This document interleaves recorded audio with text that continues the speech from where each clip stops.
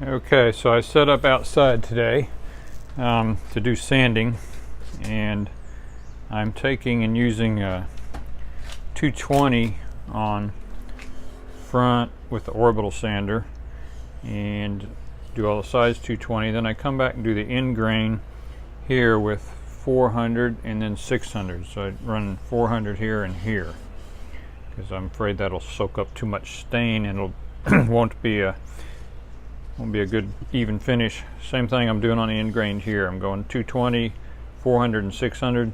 Sides I'm just leaving 220 long grain. Just 220 here with the orbital sander. Using hand stuff. I mean, these aren't working great. You can use your own hand. I mean, this gets me started and then I'll work it on with my own hand on the sandpaper.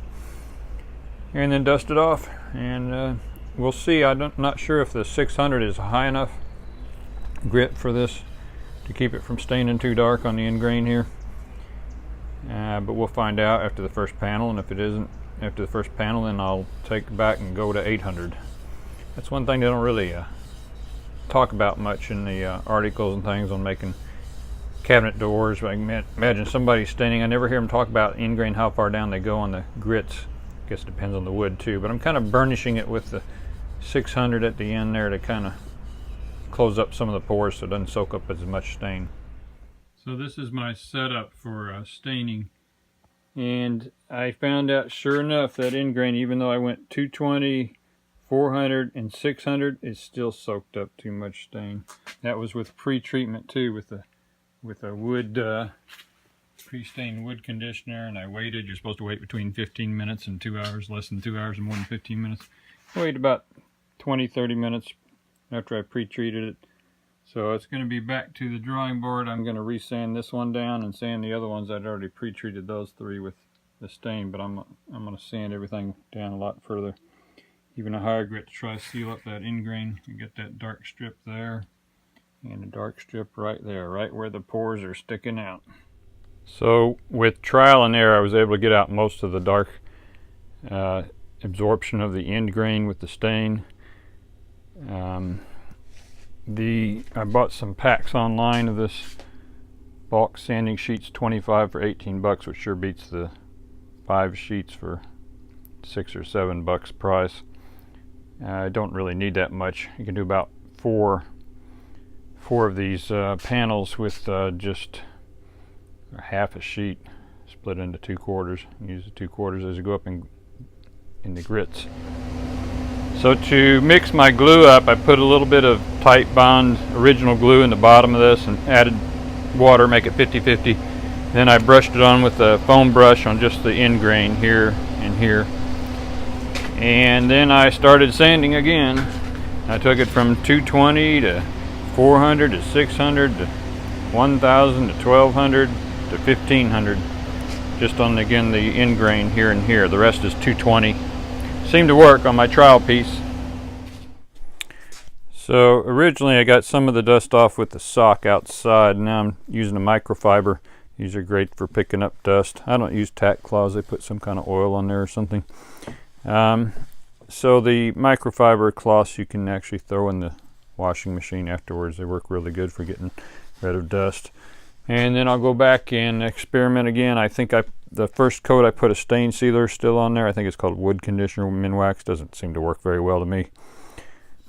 In the future might have tried shellac on the ends here instead of going through all the sanding and wood glue, but that'll be another experiment. It's nice if you have extra doors to experiment on, but you can always sand them down if you make a mistake. So after this, I put the wood conditioner on there, then I put the first coat of stain, and then I wiped that first coat off, which probably seals somewhat too, then put a second coat on, and we'll take it from there.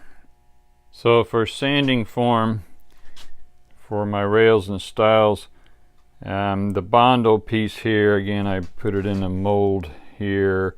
I had caps on the end at one point. Put a plastic freezer bag in there, poured the Bondo, took a 2x4, I cut it actually to ripped it down so I could pop it and push it in hard.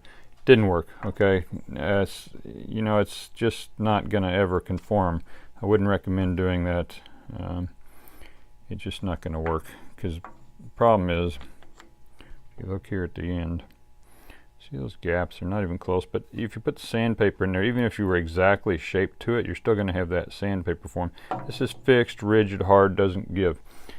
So at Walmart, I saw one of these pool float things, cut off the end. You know, it was less than $5 for one of these big round. It was a super big one, not the small one. Take your piece, you know, put it on the, draw a little line there, then I kind of extrapolate out the line. Here, cut it on a bandsaw, and you know, it's not exact. There's the profile in there, but it's not exact, but it still worked great. I mean, because it compresses to the form, the sandpaper, because this is compressible, you can push it into it, and it got full width sanding on this. Let me see if I can get it in there. Yeah. Okay. So when you push it down in there, you got sandpaper in there, you can push it against it, compresses. That's what you need. Bondo, stiff, rigid, doesn't work. You can't compress to the form. This one, you put sandpaper in there, compress it down real hard, and just rub it back and forth with the sandpaper. Again, I took a little trial and error to get the piece to fit in my hand. I mean, this is the first piece I cut, just to get it so it was about right width to go up and down the stiles and rails. But that saved a lot of time, and it did get full thickness sanding. You can look at the sandpaper and you can see the Bondo barely touches a couple ridges, whereas this touched the entire thing. So again, get your little pool float, just outline your edge, your profile. It doesn't have to be exact, and extrapolate, cut it off. I'd resaw it, you know, set the bandsaw really high. Worked much better because it compresses to the form, which makes sense. I mean, if you're going to have little imperfections in your board too, you've got something that's set like this, it's not going to conform to those imperfections. And plus, you've always got the distance of the sandpaper. That's the biggest problem I saw, is the width of the sandpaper is going to be different than the plastic that you set in the form, so it's not going to conform right to it, and it's not going to give or bend. You need something compressible. So I already glued this up, and as you can see, the edges aren't quite lined up here, but that's okay. I'm going to trim them off. I made the stiles a little long here on purpose, and then I'm going to shave those off on the table saw sled. So that's the next step for me, is to kind of even out where these edges are sticking out. Just a matter when the glue is drying, not being able to pound it into shape. I tried, believe me, but it stuck pretty. By the time you glue all 4 of these corners, there's not a lot of working time left. So it was already starting to take hold before I tried to knock that into alignment. So I'm going to go ahead and shave it off on the table saw. But best to make your stiles a little bit long, so you can shave them at the end. I meant to just make them long on top and not have to shave the bottom, but it doesn't matter. I'm cutting my stiles, the hinge cups, before I do the glue up. And again, making them left and right. I had to move them a little closer than what was recommended, because I did a trial on clearance for the and I attached another piece. I think I've got that piece right out here somewhere. Let's take a look. Okay,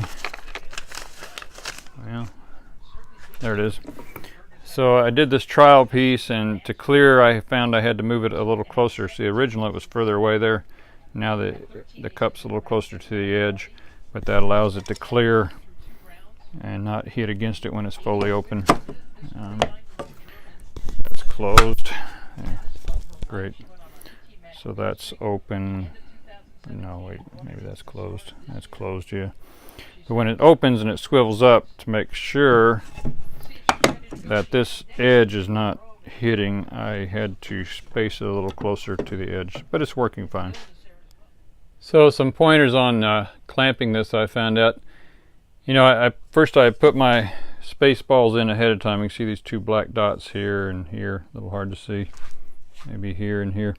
Make sure, again, you're not too close to the edge here. You want to be higher than that for the space balls, and you don't want to be too close to where the top rail goes across. For the glue up for these, I'm using brushes. I lay out the glue here on the plate first. You really got to go kind of fast, because there's not a lot of time, but I do all the glue surface. Now it's a long grain that's going to stick, so along here and the inside here, it's like a double mortise. It's a very strong joint. The long grain here and on the inside of here, not so much in grain. That's not going to give you much sticking power, so it doesn't even matter if you get glue. Stay away from this top edge, this corner here on both boards.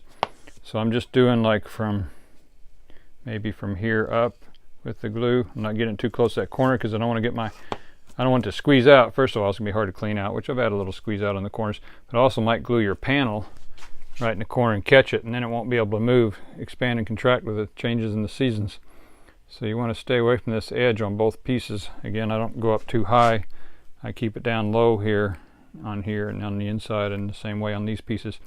When I'm spreading the glue, I do all the ends at once, and then I press the panel down. I put this up on end and press center of the panel as close as I can. Then I start putting the sides on, the stiles I guess, and then I put the rail on top. Now when I found out when I'm sucking the rail close here down, you got to suck it first before you clamp sideways here, because otherwise you won't be able to bring it down. And what I find is when you do this, it's going to sometimes pull this bottom rail up, and then you're going to be uneven down here, which I just shaving it off. But a better way to do that, I think, is to put the stick, a long stick, all the way across and clamp on the outside of this stick. So that's what I'm going to do with the next one. So it'll just pull down the top without pulling the end stiles past the rails, which I'm getting uneven. Again, because I haven't built the face frame yet, I'm going to take on the table saw and cut all these down, then flip it around and cut off the ends, which I made extra long on purpose here. And they'll all be about the same size by the time I'm done. I'll put a stop block on the table saw sled, and then I'm going to build the face frame around it. Now if you're building to a face frame opening, you're going to be really careful on the clamping. You're going to definitely need to block down here at the bottom to go all the way across to keep it from sucking when you pull this center rail down, to keep the stile from going past the end. I decided to put a little bead on the outer edge of the piece here. Probably would have liked to even make a more pronounced one in the future. I think I'm using a 3/16 round over bit, and I found that because I'm having to use a trim router, that the best thing to do is really press down on the front with my opposite hand, actually the right hand that's holding the camera, to help keep this level and not tip at all, because it's a pretty narrow, the rails and stiles are pretty narrow there. So I'm helping keep it balanced by using the thumb from the right side.